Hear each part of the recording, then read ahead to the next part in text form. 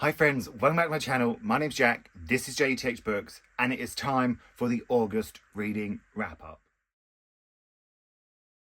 Now, first of all, if the lighting in this is terrible, I can only apologise. We're in September. It is a gloomy, rainy, grey day here. Welcome to September. Welcome. This is what we get now. So, actually, weirdly, yesterday we had like a sort of a bit of a heat wave, and now it's gone. It is very much gone. So, I gotta apologise for that, first of all. You know, maybe it's better if you can't see me that much. Probably is. But let's talk about the reading in August. I'm not gonna lie. It wasn't a great month. It was not a great month for me. Just in general sort of life things. And in reading terms, really. I know that's ridiculous because I literally went on holiday. I know, you're probably thinking, Jack, come on. But those 5 days were good. But other than that, it really wasn't great. Yeah, and the reading suffered. The reading suffered. I can feel it's going to suffer in September too. I can really feel it. Where has the joy gone? That's what I'd like to know. That was a bit dark and depressing, wasn't it? Let's cheer it up. Cheer it up a bit, Jack. So I read 7 books. I read 6 physically and 1 on audiobook. And yeah, look, 7's not a bad number at all. Listen, if you read 1 a month, it's a great number. I do know that. But I just never, ever really wanted to pick up a book. My mind was always elsewhere. I find reading really relaxing, but I have to concentrate on it, like, you know, because you have to take the words in. You have to, you know, come up with a visual in your head. And if my mind's full of other things, nothing's there. Nothing's in there when it comes to reading the book. So just picking up a book has not been particularly what I wanted this month. I sort of really had to force myself to read. There were a couple of books where I was like, yeah, no, it's fine, I can pick this up. I'm loving this. But other than that, it was a struggle. So shall we just crack on and talk about the books? Because I bet you can't wait to hear about them all now. I've picked them up so wonderfully. I bet you can't wait. So first up for the month, and you've actually seen this in a vlog, I read Small Rain by Garth Greenwell. I'll link that vlog down below. But in this we follow a poet who is suddenly taken ill and sort of spends just over a week in hospital, and it is the journey of that. I actually really enjoyed this one. The more I think about this one, the more I realise it has actually stayed with me, and I think that is sort of the genius of Garth Greenwell. He just gets to me. I think he just knows how to create a detailed story. It is incredible. I mean, it's set over like 10 days. It's incredibly detailed. You get sort of flashbacks from his past where he's sort of in hospital recovering and wondering what's going on. And it just brings up emotions of things like, when you don't know what's happening, how scary it can be, and what it's like to fall in love, and what it's like to feel safe with someone. And I just think he captures the mundane and makes it really special. And I mean that sort of when it comes to love or anything, he just captures real life really, really well. And I loved how tight it felt and how detailed it felt. And I just felt like, I really got to know the people and the story and the situation. And yeah, the more I think about this one, the more I actually really, really liked it. He's just a favourite author of mine. He just is. I will be buying a finished copy because I love him. Okay, fine. I said it. I love him. And then before I started reading Garth Greenwell for the vlog, I was in the middle of my non-fiction for the month, and then I sort of finished it in the middle of the vlog, but I didn't put it in the vlog. Can you see where my mind was at for the month?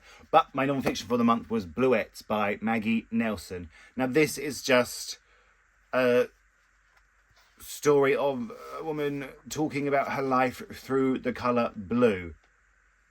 And look, I'm sure this is very clever. I'm sure it's very poignant. And it had some poignant moments in. It's told sort of in, can you see that, like 63, 64, 60, 61? It's told like that. Can you see that? So there were some bits that were really, really poignant, but most of it went over my head. I'm not going to lie. Maybe if I was in a better frame of mind, it would have been better. But yeah, I didn't get it. You've got to be honest. I didn't get it. I know I'm not intelligent. I'm not. Maybe this is for intelligent people. Maybe this is for people much better than I am. I'm sure it is. But the hell, I didn't get it. Sorry. And then, still in that vlog, it's linked down below, I read Our Evenings by Alan Hollinghurst. Both Garth Greenwell's Small Rain and this one were highly anticipated for me. And in this one, we follow David throughout his life. It's a very expansive novel. We follow him from his school days to the end. Try not to give anything away. I enjoyed this. I didn't love it as much as I wanted to. I have to be honest. Other people are in this right now and they're loving it. They think Alan Hollinghurst is a genius. And I really loved Line of Beauty by Alan Hollinghurst. Like, he was talking like, in that, it's all about like, it get very political in that. And I was just so intrigued. But this one, I felt, it almost sounds like 60 years of this man's life. And I just think sometimes it lacks a little bit of detail in the character. It has details in other things, like he goes on to become an actor, and it has details about acting, and it has I really like the character of his mum and more her storyline. I just needed a bit more from it. But I will say that it still affected me. Like, when I got to the end, it shocked me, it upset me, and watching that vlog back that I'd done, I picked up on some points, and you can see it leading up. I didn't see it leading up, but it makes sense. There's foreshadowing in it, I think, and it works. It's very sad, and I wish it hadn't happened, and it's not right, but it works. So I think that was very clever. But it was almost like snippets of his life throughout, and I just wanted more sort of, I don't know, like oomph. But that's not the right word, but that's how I feel. I just wanted it to be a bit, maybe if it was a bit like more of a shorter time, or I don't know. Something was just missing, but I did still enjoy it. But all my thoughts in the vlog, go watch it down below. And then I was very lucky to be sent Isaac by Curtis Garner. Now, in this, we follow the story of Isaac, who is sort of 17, about to turn 18, and he's a very clever student. He's figuring out what he wants to do with his life, and he has started in the world of meeting men and going on the dating apps and the hookup apps. And it's very, very interesting. Like, I really, really enjoyed this one. I think it's beautifully written. It's very sort of the time and topical, and it feels modern, and it felt detailed, and it just felt real. It felt, we all remember when we first started, wanting to get out there in the world and, meet whoever you wanted to meet, and it just hit home. I'm not saying, I'm on the hookup apps. That's not, But we all remember sort of turning 18. You think, oh, this is my time. It wasn't my time, let's put it that way. But yeah, I really, really enjoyed it. I think it has some harrowing scenes. Check the trigger warnings for this one, because it really does sort of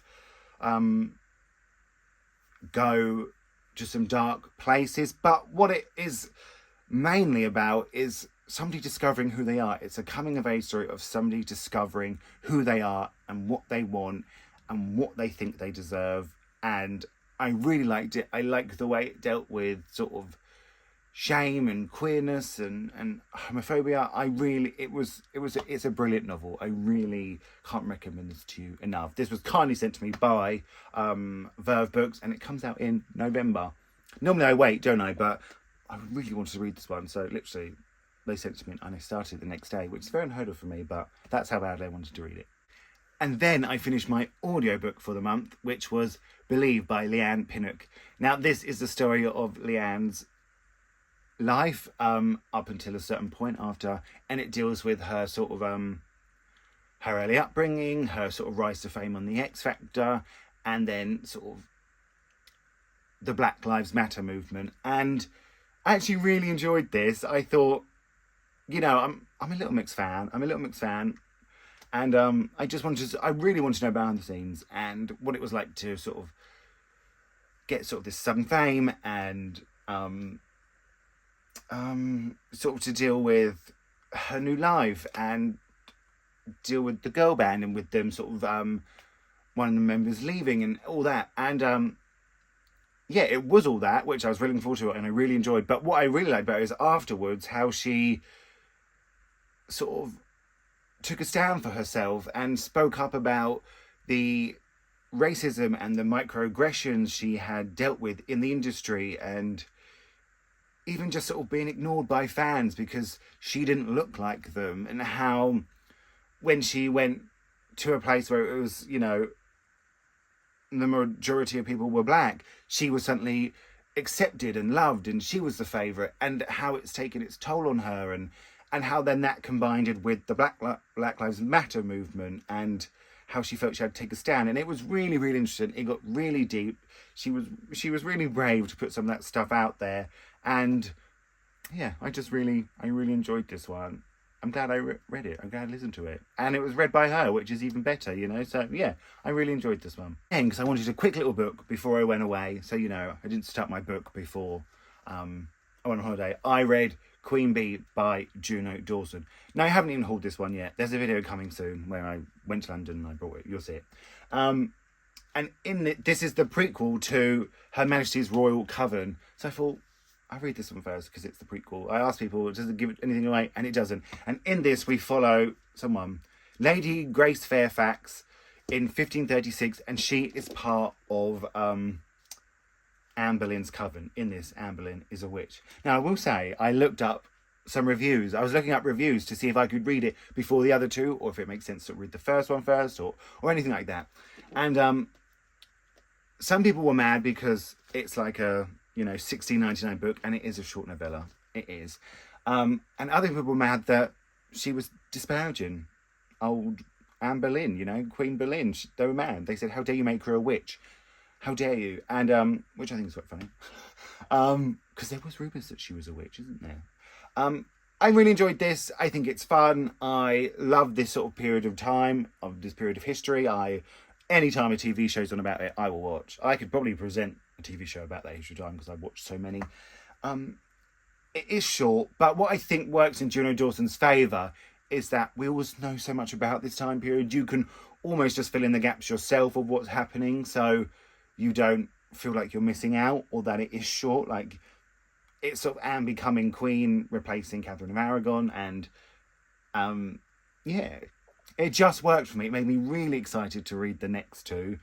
The next two. That made sense, Jack. I felt like that didn't make sense, but it did. Yeah, it's made me really excited to get started on the series. The third one comes out next year. So, yeah, Queen Bee. I enjoyed it. It was just fun, and it was queer, and yeah, it was witchy. It was fun.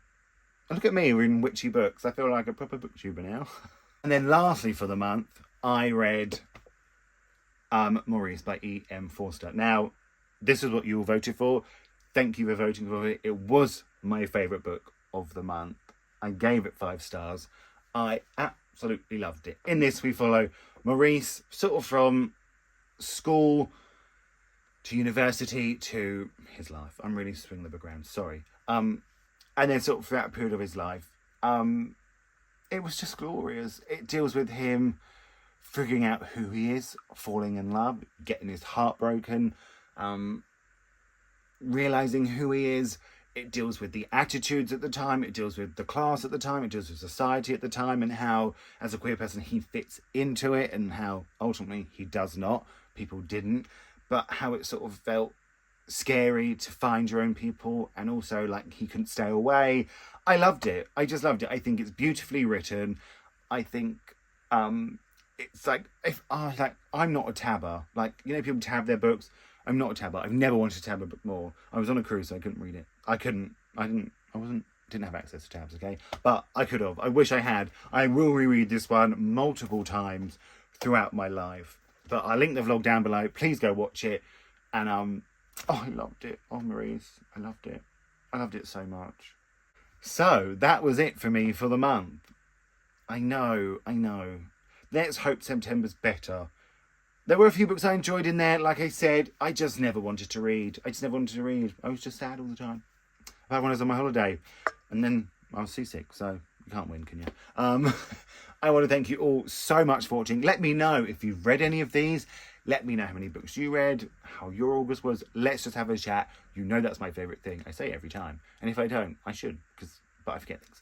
I want to thank you all so much for watching. Feel free to like and subscribe. That really, really helps. I'm going to speak to you all really, really soon.